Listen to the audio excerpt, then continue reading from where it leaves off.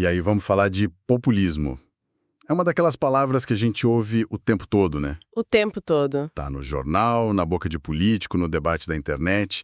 Mas, assim, o que ela quer dizer de verdade? Parece que cada um usa de um jeito. Exato. Às vezes é um elogio, tipo um líder que fala a língua do povo, outras vezes vira xingamento, sabe? Sinônimo de político irresponsável que vai quebrar o país. Uhum. A nossa missão hoje é tentar entender que raios quer dizer essa palavra, mergulhando fundo em como ela foi usada e ainda é usada aqui no Brasil. E o nosso material para isso é bem curioso? É muito bom. Porque a gente tem, claro, artigos acadêmicos, uma pesquisa que investiga como a mídia usa o termo, mas a nossa joia da coroa, o nosso mapa do tesouro, O mapa. são anotações de uma lousa. É isso mesmo.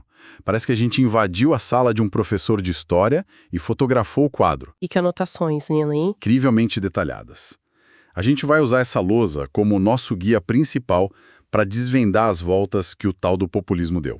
Exato. E o ponto de partida que essas fontes nos dão, inspirado num pensador chamado Norberto Bobbio, é genial de tão simples. Que seria? Ele sugere separar o nome da coisa. Ah, interessante. Ou seja, uma coisa é a palavra populismo, a etiqueta. Outra, completamente diferente, é o fenômeno político que ela tenta descrever. Certo. E o que a gente descobre logo de cara é que a história do nome da palavra é uma baita de uma briga política por si só.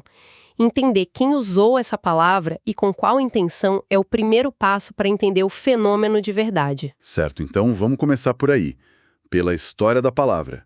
Porque o que a lousa e o artigo do historiador Jorge Ferreira mostram é que populismo nem sempre foi esse palavrão. Pelo contrário. O Ferreira diz que lá nos anos 1940, aqui no Brasil, populismo era quase a mesma coisa que popular. Tinha até uma vibe positiva, de algo ligado ao povo. Tinha. Quando é que isso azedou? A lousa que a gente tem é fantástica porque ela desenha essa linha do tempo de forma muito clara. O que ela diz? Tem uma anotação lá que diz: nos anos 30, o conceito era só um rascunho, sabe? Ninguém dava muita bola. Ok. Nos anos 40 e 50, a coisa cresce, ganha corpo, mas a virada mesmo, o momento em que a chave vira, é nos anos 60. A anotação é precisa. O termo passa a ser instrumentalizado politicamente. Uau. Deixa de ser uma descrição e vira uma arma. Uma arma. E quem estava empunhando essa arma? É aí que a pesquisa sobre a mídia se conecta perfeitamente com a lousa. O artigo fala sobre um tal de Grupo de Itatiaia, lá nos anos 50. Grupo de Itatiaia? Basicamente, era um grupo de intelectuais, militares, gente da elite que olhava para o Brasil da época, principalmente para o governo Vargas, e não gostava nada do que via. Uhum. Eles eram muito influenciados pela chamada teoria da modernização. Teoria da modernização. O que era isso, na prática? Então, a ideia era que o Brasil era atrasado e precisava se modernizar a todo custo, seguindo o modelo dos Estados Unidos e da Europa. Certo, um modelo ocidental. Exato. E na cabeça deles, o grande obstáculo para essa modernização era o povo. O povo. O povo. Eles viam o êxodo rural, milhões de pessoas saindo do campo para as cidades, como um problema gigantesco. Essa nova massa urbana era vista por eles como politicamente inexperiente. Ah, Um bando de gente fácil de manipular, sem consciência de classe. E quem manipulava essa gente? os líderes carismáticos, os populistas. Foi aí que a palavra começou a ser associada a atraso, manipulação e irracionalidade. A conotação negativa que a gente conhece hoje nasceu ali, nesse pensamento bem elitista. Entendi. Então, um conceito acadêmico, quase um clubinho de intelectuais, criou a munição Perfeito. e a mídia da época, pelo que as fontes indicam, foi o canhão que disparou. Jornais que faziam oposição ao Getúlio Vargas, por exemplo, pegaram o termo populista e transformaram num ataque direto, numa ofensa. É a tal da instrumentalização que a lousa aponta. A palavra foi sequestrada. Essa ideia da palavra ter sido roubada e transformada em arma é muito forte. E parece que essa lousa que temos é quase a cena do crime, né? É total a cena do crime. O que mais ela nos conta sobre como isso aconteceu no Brasil? Ela é o mapa completo. Olha que sensacional essa parte que descreve o cenário geral da época. Certo. A lousa lista os ingredientes que criaram um ambiente perfeito para essa nova forma de política. Primeiro, urbanização maluca, gente chegando nas cidades sem parar. Uhum. Segundo, escolaridade baixíssima. E terceiro, uma ampliação brutal do número de eleitores. De repente, milhões de pessoas que antes não votavam passaram a votar. Isso muda completamente o jogo político, imagino. Totalmente. Uma das anotações mais interessantes da lousa é que esse cenário causou o desmonte do coronelismo. Ah, claro. O poder do campo. Exato. O poder não estava mais concentrado só na mão do fazendeiro, no voto de cabresto. Agora, nas cidades, existia um eleitorado novo, com endereço fixo, carteira de trabalho. Um novo ator político. Um novo ator. E os políticos da época, que a lousa chama de populistas, sacaram que essa massa era politicamente vulnerável. Vulnerável, entendi. E a briga pelo voto dessa galera, segundo as anotações, era na base de promessas mirabolantes e planos irreais. E a lousa chega a definir as características desses políticos. Sim, ela lista o kit básico do populismo, digamos assim. O kit básico? São 3 pontos. Primeiro, um líder super carismático. Segundo, uma comunicação direta com as massas, pulando o Congresso, os partidos, a imprensa. Direto com o povo. E terceiro, uma ligação que não é racional, é puramente emocional com o povo. Peraí, mas um líder carismático que fala direto com o povo, isso descreve muitos políticos que a gente não necessariamente chamaria de populistas. Exato! Onde que essa lousa traça a linha que separa, sei lá, um Franklin Roosevelt nos Estados Unidos de um Juan Perón na Argentina, usando essa mesma lógica? Ótima pergunta. E a lousa antecipa isso. Tem um cuidado escrito em letras garrafais. É. A própria anotação diz que essas características sozinhas existem desde o Império Romano. Um líder carismático não é novidade nenhuma. Certo. O que define o populismo, nessa visão mais crítica que a Luz apresenta, é o que está por trás disso. A anotação o descreve como uma distorção dos agentes políticos. Distorção. O que isso quer dizer na prática? Quer dizer que, nessa interpretação, o político populista sempre tem interesses ocultos. Ele não busca o bem comum, ele usa o povo para se beneficiar. E a visão sobre o povo é igualmente cínica. A lousa usa um termo pesado, diz que o povo é visto como naturalmente bestializado. Ufa. Bestializado. É forte. É fortíssimo. Ou seja, a ideia era que o povo não pensa por si, que é levado pela emoção como um rebanho. Nossa. E que isso nunca vai mudar. É uma visão de que o sistema é engessado eternamente. E para ilustrar isso, a lousa cita um exemplo que todo brasileiro conhece. Qual? Odorico Paraguaçu. O bem-amado. Claro, o prefeito que prometia o cemitério a qualquer custo. Exatamente. O Odorico é a caricatura perfeita dessa visão.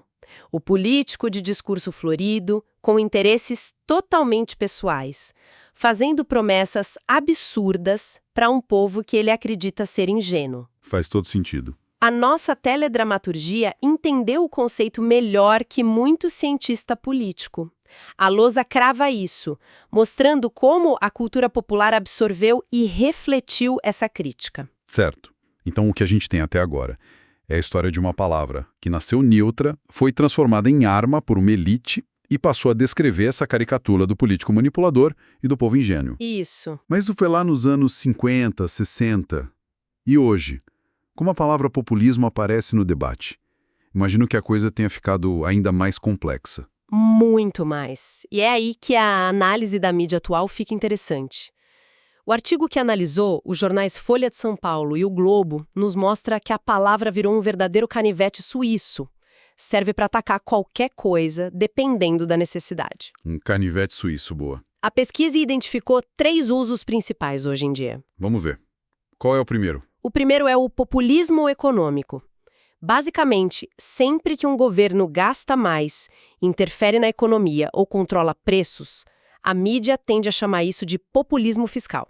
Ah, sim. A discussão sobre o preço da gasolina na Petrobras, por exemplo, ou o debate sobre o tamanho do Bolsa Família ou do auxílio emergencial, quase sempre caem nessa caixinha. Mas isso não é uma contradição. Como a mesma palavra pode ser usada para criticar tanto o Lula quanto o Bolsonaro em economia? Exato. Parece que vira só uma etiqueta para qualquer política de que a mídia ou o mercado não gosta. Exatamente essa a crítica. O termo vira sinônimo de irresponsabilidade fiscal. Não importa a ideologia por trás da decisão. Se gastou, é populista. Se o governo gasta, é populista. É um uso bem específico e, como você disse, aplicado a espectros políticos totalmente diferentes. Ok. E o segundo uso? É o populismo de direita. Esse ganhou muita força nos últimos anos. Uhum. Aqui, a palavra é associada ao nacionalismo, a um discurso contra a imigração, contra a globalização. As figuras que sempre aparecem como exemplo são Donald Trump nos Estados Unidos ou líderes como Viktor Orbán na Hungria. Entendi. O foco é a retórica da polarização, de um nós contra eles, do povo puro contra uma elite corrupta e cosmopolita. E o terceiro, imagino, seja o de esquerda. Isso, o populismo de esquerda. A fonte da Wikipédia que temos ajuda a definir bem. O foco aqui é em pautas como o anticapitalismo, a justiça social, a soberania nacional contra organismos como o FMI. Certo. A estrutura de oposição entre povo e elite continua, mas os inimigos são outros. Os bilionários, o capital financeiro, o imperialismo. Pense em figuras como Hugo Chávez na Venezuela. É fascinante, parece que a única coisa em comum entre todas essas versões é a ideia de um líder que se diz representante do povo verdadeiro contra algum tipo de elite. Exato. O resto, a economia, os valores, tudo muda. Perfeito. E no meio dessa confusão, as fontes citam um teórico, o Ernesto Laclau, que joga uma luz diferente sobre tudo isso. Ah, Laclau. Para ele, o populismo não é uma ideologia, não é de direita nem de esquerda, não é bom nem ruim. É, nas palavras dele, uma forma de construir o político. É uma lógica. Uma lógica. É o que acontece quando várias demandas diferentes do povo, por emprego, por saúde, por respeito, por segurança, que não estão sendo ouvidas pelo sistema, se unem em torno de um símbolo, um líder, contra um inimigo comum. Para Laclau, essa é a essência da política. Isso me leva a uma questão que parece ser o coração de todo esse debate, presente em todas as nossas fontes. Qual é o verdadeiro papel do povo nisso tudo? Sim, a teoria clássica, aquela que nasceu lá com o grupo de Itatiaia e que o Jorge Ferreira critica, fala desse povo bestializado, uma massa de manobra. Mas essa visão não é terrivelmente elitista? Quer dizer, é muito fácil para um grupo de intelectuais dizer que o povo não sabe votar. Será que não era o caso de as pessoas estarem simplesmente votando em quem lhes oferecia direitos e dignidade pela primeira vez? Essa é a pergunta de $1 milhão. E o mais incrível é que a resposta, ou pelo menos uma outra perspectiva, está na nossa própria lousa. Na lousa? A mesma lousa que descreve a visão do povo bestializado tem uma outra seção, uma virada na argumentação com o título Sinais de que esta versão de populismo é melhor. Peraí, a mesma fonte que critica também defende? Isso é ouro. O que ela diz? Ela aponta que, apesar de todos os problemas, essa forma de política pode ter efeitos muito positivos. Como que? Primeiro, e isso é fundamental, ela tira o estigma do povo. O povo deixa de ser um problema, um detalhe, e vira o protagonista. Certo. Segundo, ela coloca o povo como um ator político no centro da arena. A voz das ruas, das fábricas, passa a importar. E o mais importante, imagino, é se isso se traduz em algo concreto. Exatamente. O terceiro ponto da lousa é esse. Essa política pode gerar mudanças reais nas políticas públicas e nas leis. Por quê? Porque os governantes passam a considerar a vontade popular. A lousa fala em conquistas de benefícios e direitos. Pense na CLT de Vargas, por exemplo. Claro. Para a elite da época, era populismo barato. Para milhões de trabalhadores, foi a primeira vez que tiveram seus direitos reconhecidos em lei. A lousa nos força a olhar para os dois lados da moeda. Então, no fim, a gente fica com essa tensão gigantesca. De um lado, a visão do populismo como manipulação, um teatro de políticos espertos enganando um povo ingênuo. Uhum. Do outro, a visão do populismo como um canal, talvez barulhento e imperfeito, mas um canal para que as demandas de quem nunca teve voz finalmente cheguem ao poder e virem realidade. Exato. E as nossas fontes mostram que essa briga para definir qual visão é a correta está mais viva do que nunca. Exato. E o paradoxo do populismo é que ele parece precisar de um inimigo para existir. A palavra, como vimos na lousa, nasceu como uma arma da elite contra as aspirações do povo. Certo. Hoje, muitas vezes, a palavra é usada por líderes que se dizem do povo como uma arma contra uma nova elite. A ferramenta de ataque mudou de mãos, mas a lógica do combate, da divisão entre nós e eles, continua a mesma. Que análise incrível! Partimos daquela distinção simples entre o nome e a coisa e vimos como, no caso do populismo, o nome é metade da batalha. É metade da batalha. Usamos aquela lousa fantástica como nosso guia, quase um documento arqueológico para entender a origem da conotação negativa do termo no Brasil. Uhum. E vimos como hoje essa palavra se espalhou e se transformou num campo de batalha onde diferentes projetos de país estão em disputa. A grande lição, eu acho, é que populismo não é um conceito que a gente vai encontrar a definição no dicionário e pronto.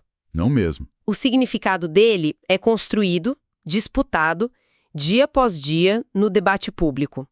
Pode ser uma política econômica, um estilo de liderança, uma ideologia ou, como diria o Laclau, a própria matéria-prima da política. Certo. Não é uma resposta fácil.